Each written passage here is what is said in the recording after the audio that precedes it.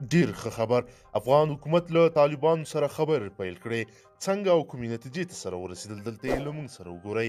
قدرمنو لیدونکو السلام علیکم، وخت مو پخیر.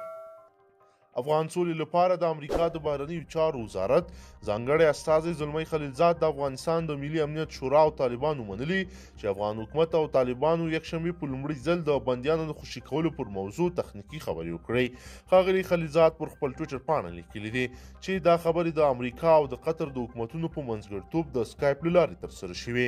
ښاغلي خلیلزاد همداراز ویلي دغه تخنیکي خبرې چې له 2 ساعتونو زیات دوام درلود مهمې، جدي او مفصلې وې. د افغانستان د ملي امنیت شورا هم منلي دي چې د افغان حکومت د لومړي تماس پلاوي یکشنبې د طالبانو له استازو سره د ویډیو کنفرانس له لارې خبرې کړې دي.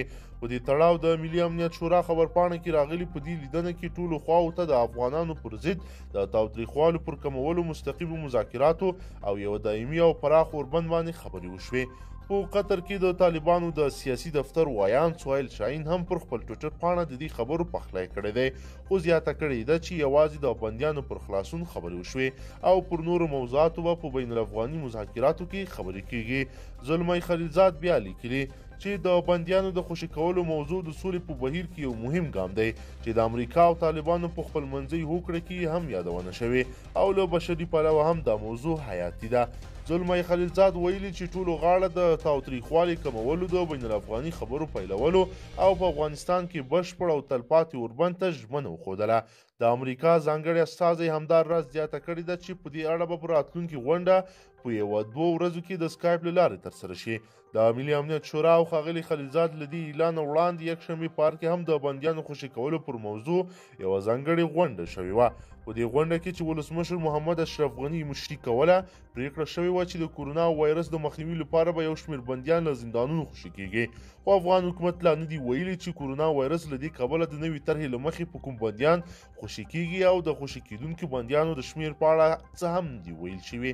د افغانستان د زندانونو د چارو تنظیم ادارې مشر احمد راشد توتاخیل په کابل کې یوې خبري غونډې ته ویل د زندانیانو په اړه تر اوسه بېلابېلو امنیتي، حقوقي او روغتیایي کمیټو او کابینې بحث کړی او دې ټولو بنسټونو د بندیانو د خوشي کېدو وړاندیز درلود.